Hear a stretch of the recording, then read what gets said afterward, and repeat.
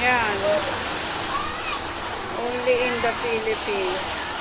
Ginawang resort ang aming ang ulan. Oh, diba? May floaters pa.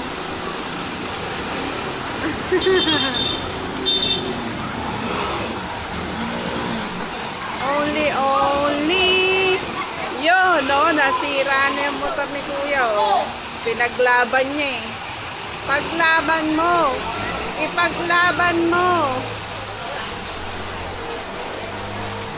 Paglalaban ko.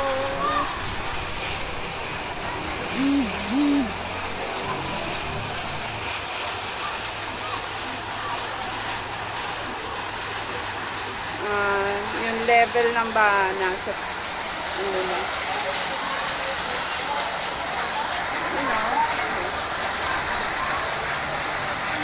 Diba? Sarap na sarap. Resort lang ang katapat. Oo, ha?